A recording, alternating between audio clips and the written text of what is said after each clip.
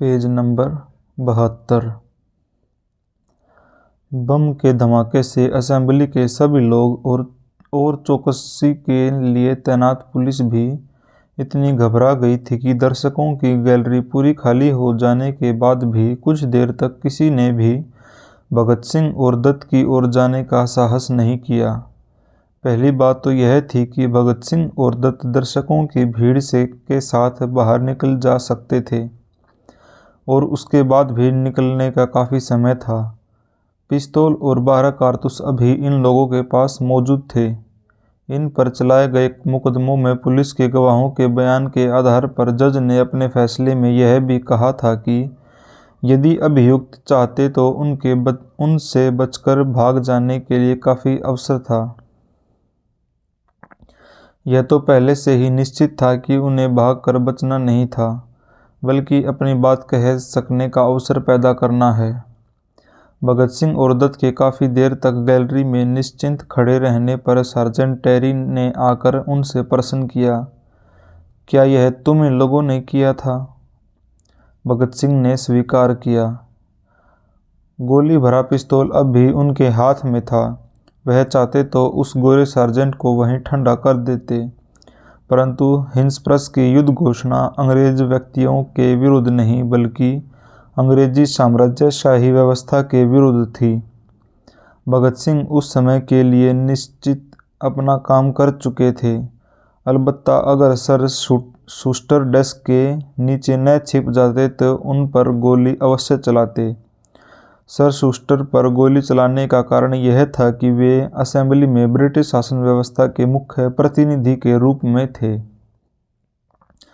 भगत सिंह और दत्त के आत्मसमर्पण कर देने पर सशस्त्र पुलिस ने उन्हें बड़े साजबाज से गिरफ्तार कर लिया और खूब चौकसी से उन्हें घेर कर अलग अलग मोटरों में बैठाकर नई दिल्ली के थाने की ओर ले गई।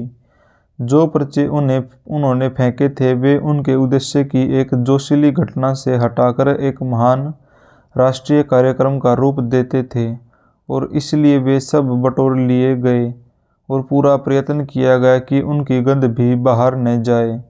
पर दिल्ली के अंग्रेजी दैनिक हिंदुस्तान टाइम्स के संवाददाता ने अपनी होशियारी और फुर्ती से एक पर्चा उड़ा लिया और वह शाम के संस्करण में छप भी गया।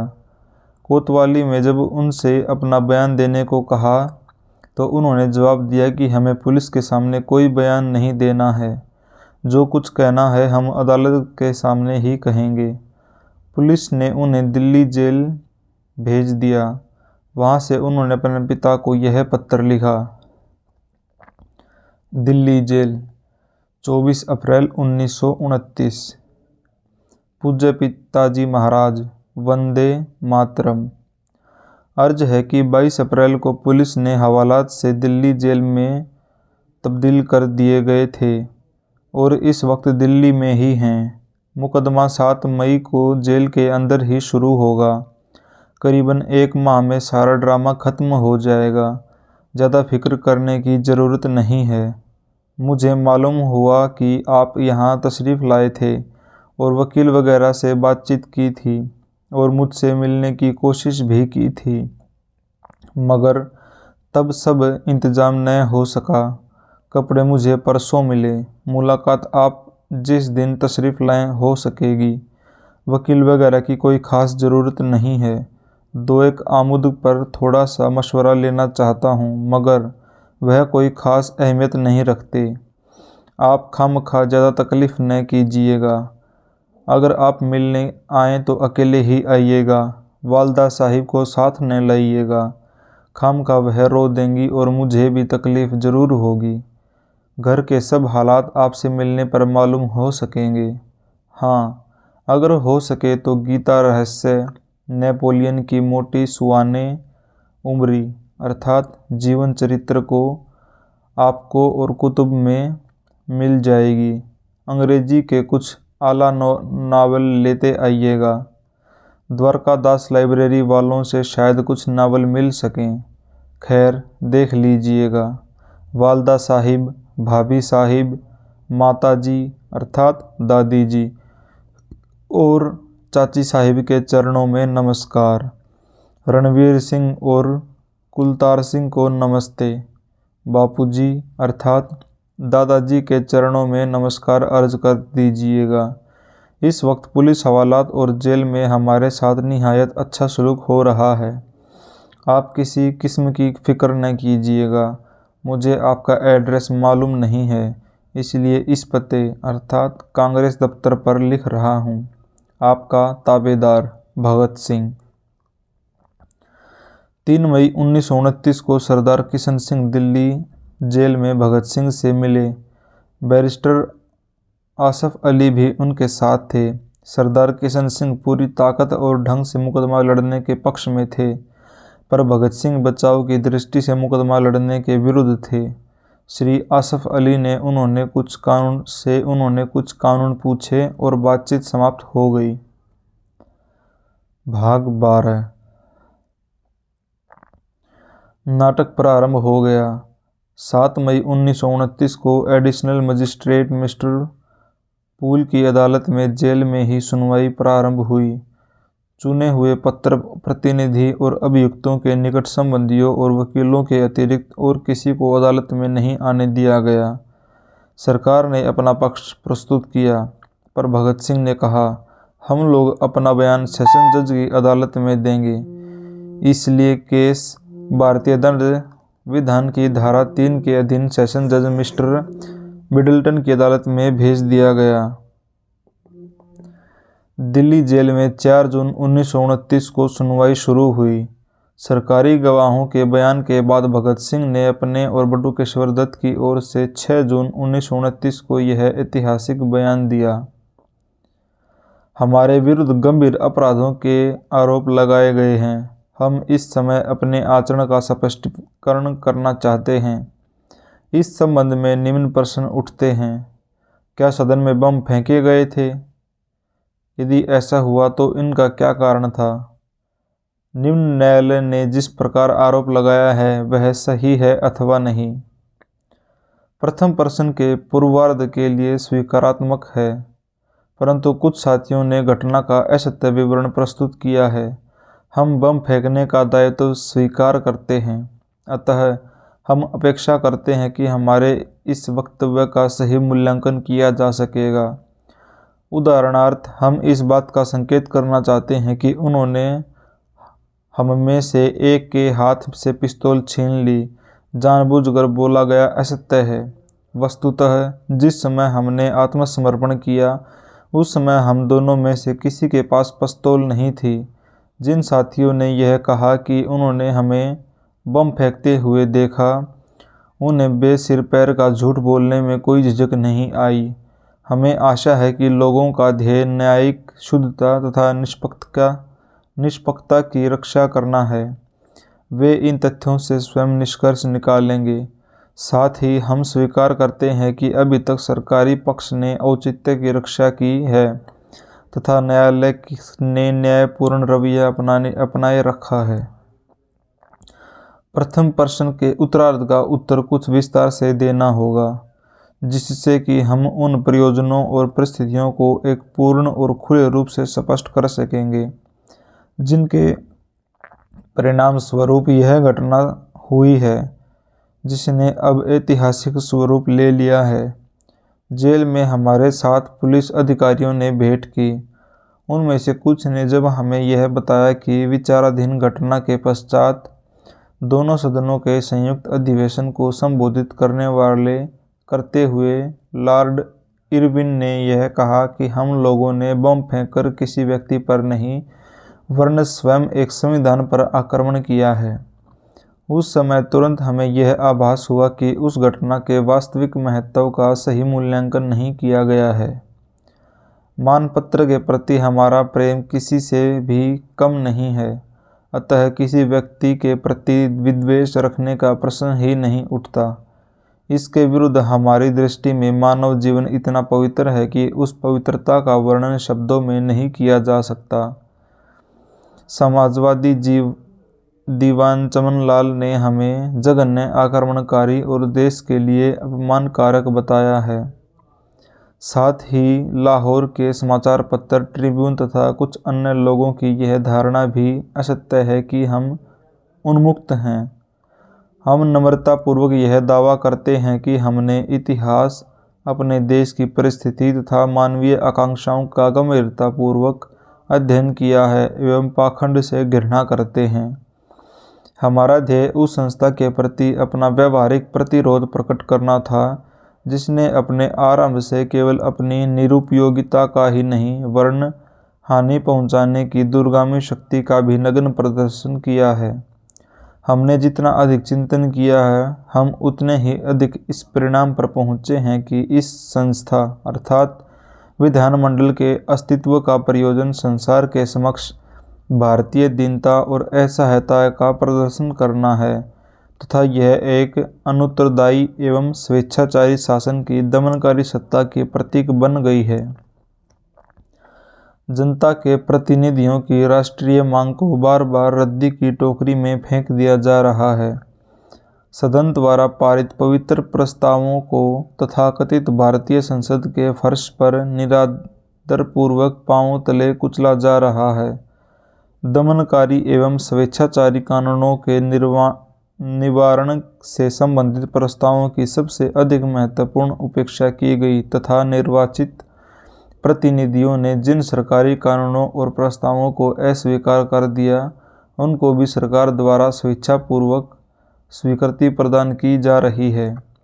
संक्षेप में, ईमानदारी के साथ प्रयत्न करने पर भी हमारी समझ में यह नहीं आ रहा है कि ऐसी संस्था का अस्तित्व किस तरह न्याय संगत माना जा सकता है जिसकी शान शौकत बनाए रखने के लिए भारत के करोड़ों लोगों के गाढ़े पसीने की कमाई व्यय की जाती है, तथापि जो सारहीन, अभिन्न और शैतानी से भरा षड्यंत्र मात्र बनकर रह गई है।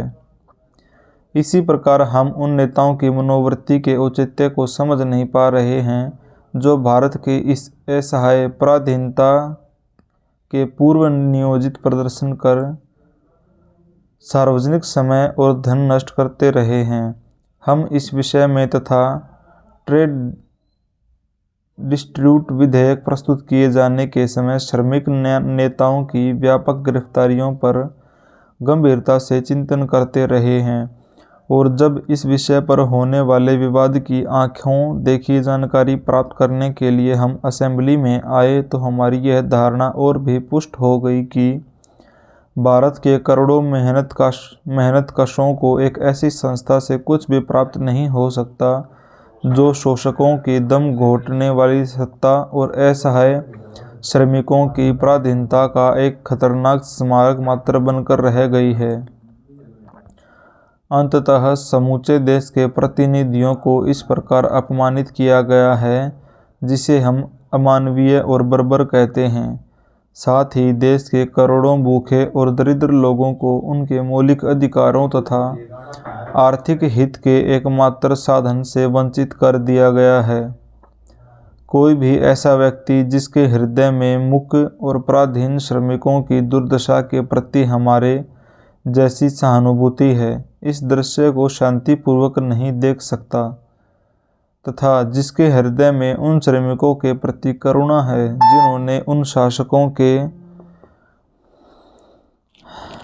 आर्थिक ढांचे के निर्माण के लिए मौन रहकर अपना जीवन रक्त गिराया है, जिनकी यह सरकार अधिक समर्थक है।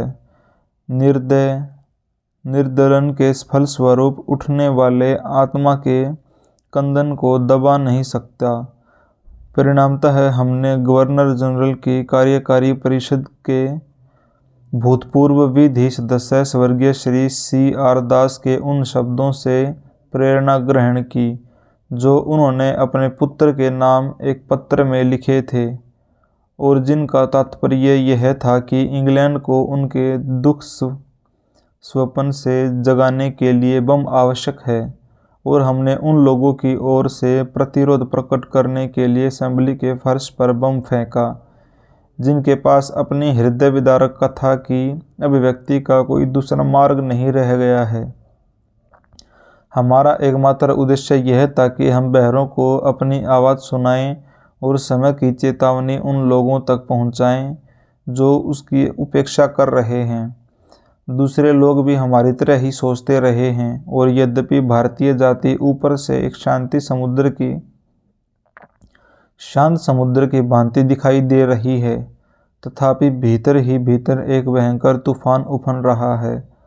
हमने उन लोगों को खतरे की चेतावनी दी है जो सामने आने वाली गंभीर परिस्थितियों की चिंता किए बिना सरपट दौड़े जा रहे हैं। हमने उस काल्पनिक अहिंसा की समाप्ति की घोषणा की है जिसकी निरुपयोगिता के बारे में नई पीढ़ी के मन में किसी प्रकार का संदेह नहीं बचा है। हमने ईमानदारी, पूर्ण सद्भावना तथा मानव जाति के प्रति अपने प्रेम के कारण उन भयंकर खतरों के प्रति चेतावनी देने के लिए यह मार्ग चुना है जिनका पूर्वाभास हमें भी देश के करोड़ों लोगों की भांति स्पष्ट रूप से हुआ है। हमने पिछले पैरों में काल्पनिक अहिंसा शब्द का प्रयोग किया है। हम उनकी व्याख्या करना चाहते हैं। हमारी दृष्टि से बल प्रयोग उस समय अन्यायपूर्ण होता है जब वह आक्रमण रीति से किया जाए और यह हमारी दृष्टि में हिंसा है। परंतु जब शक्ति का उपयोग किसी विशिष्ट उद्देश्य की पूर्ति के लिए किया जाए तो वह नैतिक दृष्टि से न्याय संगत हो जाता है। बल प्रयोग का पूर्ण बहिष्कार कोरी काल्पनिक भ्रांति है। इस देश में एक न्याय आंदोलन उठ खड़ा हुआ है जिसकी पूर्व सूचना हम दे चुके हैं। यह आंदोलन गुरु गोविंद सिंह और शिवाजी, कमाल पाशा और रिजा खां, वाशिंगटन और गैरीबाल्डी तथा लाफियते और लेनिन के कार्यों से प्रेरणा ग्रहण करता है। हमें ऐसा लगा कि विदेशी सरकार और भारत के सार्वजनिक नेताओं ने इस आंदोलन की ओर से आंखें मूंद ली हैं तथा उनके कानों में इसकी आवाज़ नहीं पड़ी है। अतः हमें यह कर्तव्य प्रतीत हुआ कि हम ऐसे स्थानों पर चेतावनी दें जहां हमारी आवाज़ अनसुनी न रह सके। हमने अभी तक विचाराधीन घटना के पीछे निहित आयोजना की चर्चा की है। हम अब अपने प्रयोजनों की मर्यादा के बारे में भी कुछ कहना चाहते हैं। हमारे मन में उन लोगों के प्रति कोई व्यक्तिगत द्वेष अथवा बैर नहीं था जिनको इस घटना के दौरान मामूली चोटें आई हैं। इतना ही नहीं, असेंबली में उपस्थित किसी भी व्यक्ति के प्रति हमारा व्यक्तिगत द्वेष नहीं था।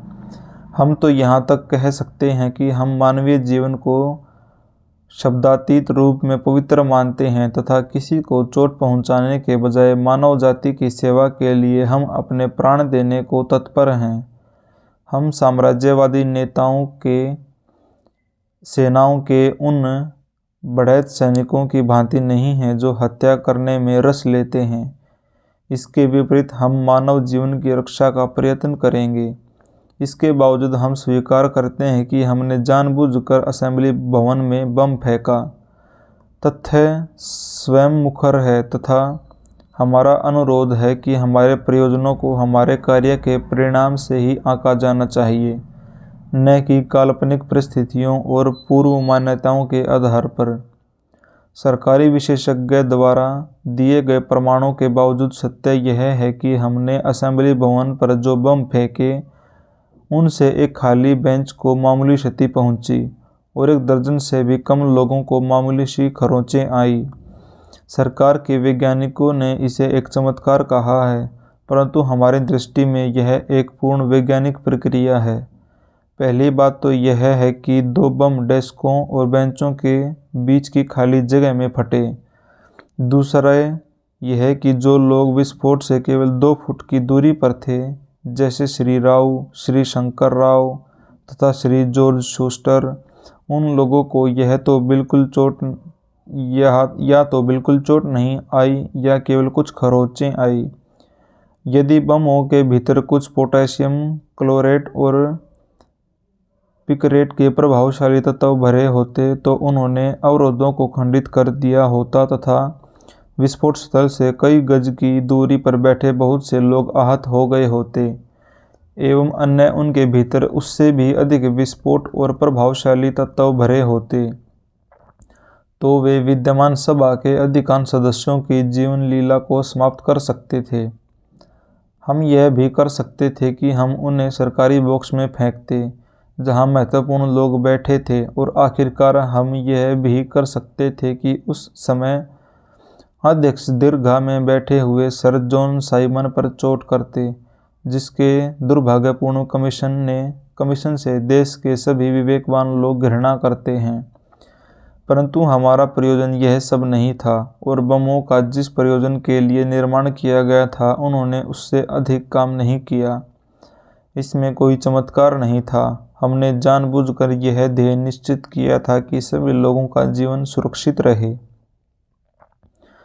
इसके पश्चात हमने अपने कार्य के परिणाम स्वरूप दंड प्राप्त करने के लिए स्वेच्छा से अपने आप को प्रस्तुत कर दिया, और साम्राज्यवादी शोषकों को यह बता दिया कि वे व्यक्तियों को कुचल सकते हैं, विचारों की हत्या नहीं कर सकते।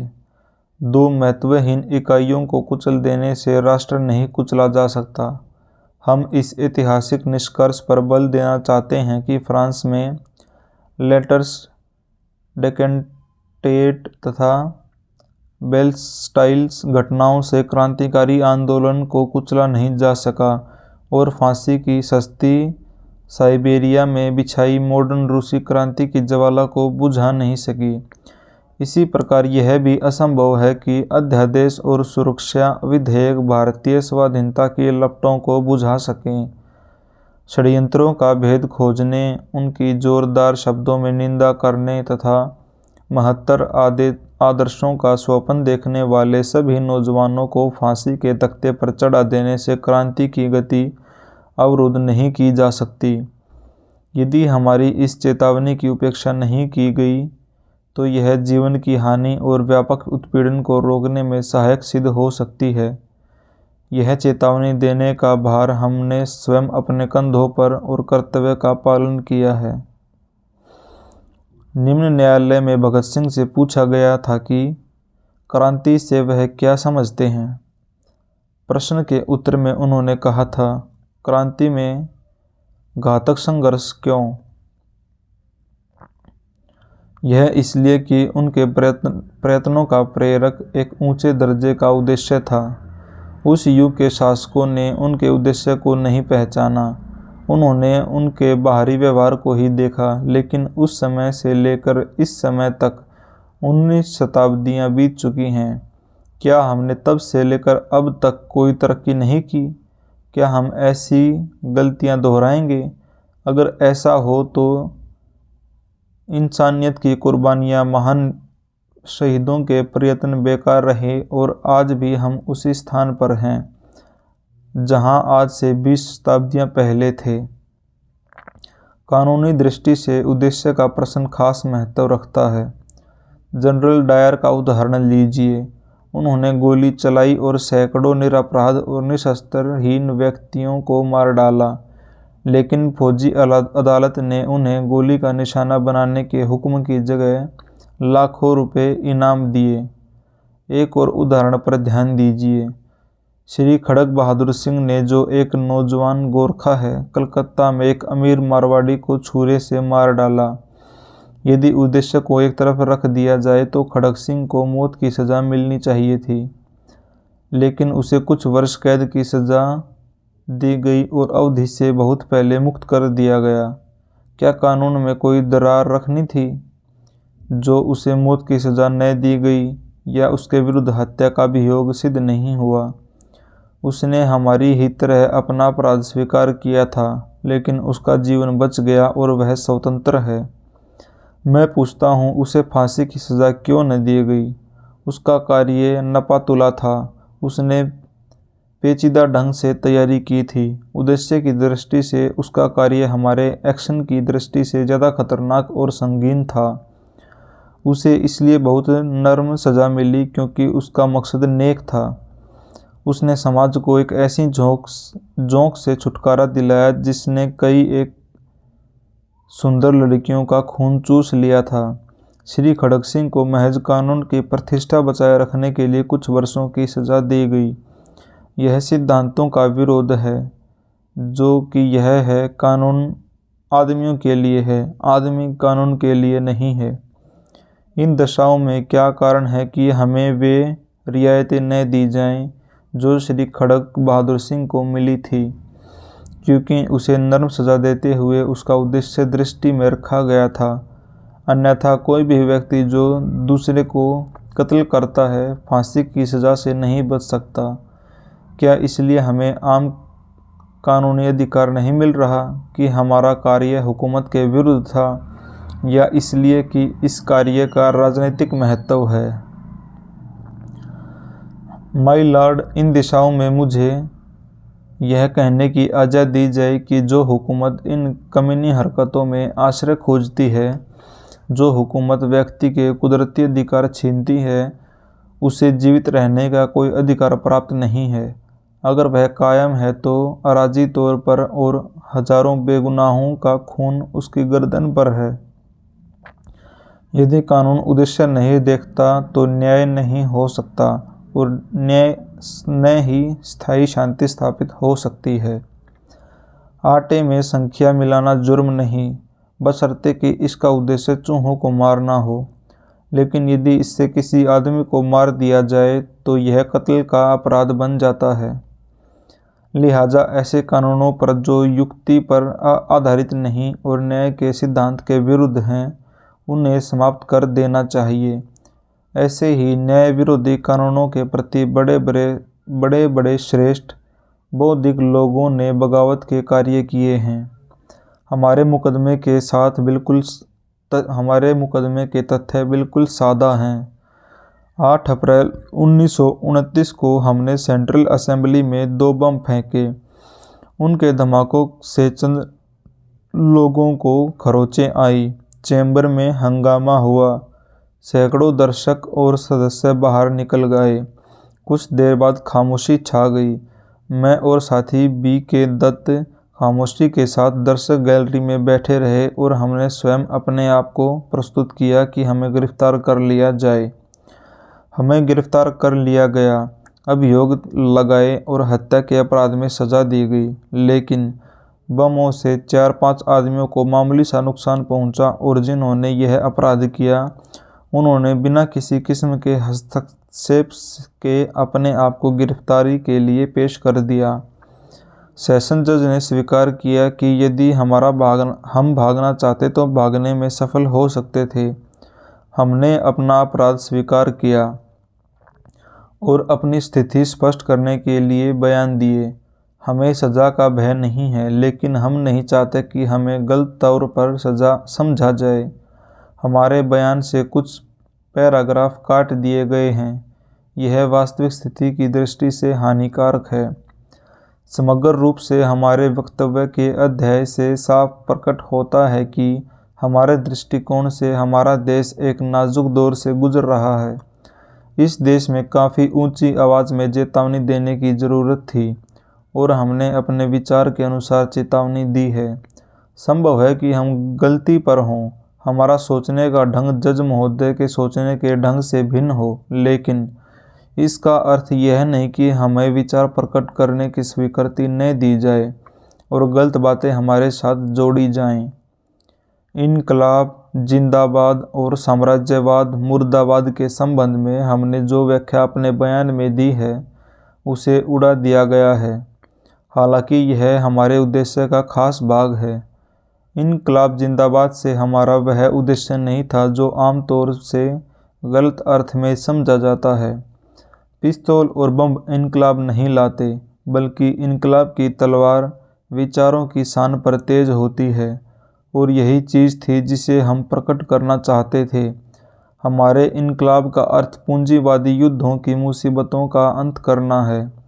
मुख्य उद्देश्य और उसे प्राप्त करने की प्रक्रिया को समझे बिना किसी संबंध में निर्णय देना उचित नहीं है। गलत बातें हमारे साथ जोड़ना साफ साफ अन्याय है। इसकी चेतावनी देना बहुत आवश्यक था। बेचैनी रोज़ रोज़ बढ़ रही है। यदि उचित इलाज न किया गया तो रोग खतरनाक रूप ले लेगा। कोई भी मानवीय शक्ति इसकी रोकथाम नहीं कर सकेगी। अब हमने इस तूफान का रुख बदलने के लिए यह कार्रवाई की है। हम इतिहास के गंभीर अध्येता हैं। हमारा विश्वास है कि यदि सत्ताधारी शक्तियां ठीक समय पर सही कार्यवाही करती तो फ्रांस और रूस की खूनी क्रांति न बरस पड़ती। दुनिया की कई बड़ी बड़ी हुकूमतें विचारों के तूफान को रोकते हुए खून खराबे के वातावरण में डूब गई। सत्ताधारी लोग परिस्थितियों के प्रभाव को बदल सकते हैं। हम पहले चेतावनी देना चाहते थे और यदि हम कुछ व्यक्तियों की हत्या करने के इच्छुक होते तो हम अपने मुख्य उद्देश्य में असफल हो जाते। माय लॉर्ड, इस नियत और उद्देश्य को दृष्टि में रखते हुए हमने कार्यवाही की और इस कार्यवाही के बयान हमारा समर्थन करते हैं। एक नुक्ता स्पष्ट करना आवश्यक है, यदि हमें बमों की ताकत के संबंध में कोई ज्ञान नहीं होता तो हम पंडित मोतीलाल नेहरू, श्री केसरकर, श्री जयकर, श्री जिन्ना जैसे सम्माननीय राष्ट्रीय व्यक्तियों की उपस्थिति में क्यों बम फेंकते? हम नेताओं के जीवन को किस तरह खतरे में डाल सकते थे? हम पागल तो नहीं हैं, और अगर पागल होते तो हमें जेल में बंद करने के बजाय पागल खाने में बंद किया जाता। बम के संबंध में हमें निश्चित जानकारी थी, उसी के कारण ऐसा साहस किया। जिन बेंचों पर लोग बैठे थे उन पर बम फेंकना कहीं आसान काम था, लेकिन खाली जगह पर बम फेंकना निहायत मुश्किल काम था। अगर बम फेंकने वाले सही दिमाग के न होते या वे परेशान असंतुलित होते तो बम खाली जगह की बजाय बेंचों पर गिरते। मैं तो कहूँगा, खाली जगह के चुनाव के लिए जो हिम्मत हमने दिखाई उसके लिए हमें इनाम मिलना चाहिए। इन हालातों में माय लॉर्ड, हम सोचते हैं कि हमें ठीक तरह समझा नहीं गया। आपकी सेवाओं में हम सजाओं में कमी कराने नहीं आए, बल्कि अपनी स्थिति स्पष्ट करने आए हैं। हम तो चाहते हैं कि न तो हमसे अनुचित व्यवहार किया जाए और न ही हमारे संबंध में अनुचित राय दी जाए। सजा का सवाल हमारे लिए गौण है। बयान महत्वपूर्ण था, आदमी महत्वपूर्ण था, पर यह महत्वपूर्ण आदमी एक गुलाम देश का नागरिक था और उसकी बात एक गुलाम बात थी। इसलिए सत्ता के मद में अंधे लोगों ने उसे स्वीकार नहीं किया और सेशन जज के फैसले को बहाल रखते हुए 13 जनवरी 1930 को भगत सिंह एवं बटुकेश्वर दत्त को आजीवन कारावास का दंड सुना दिया गया।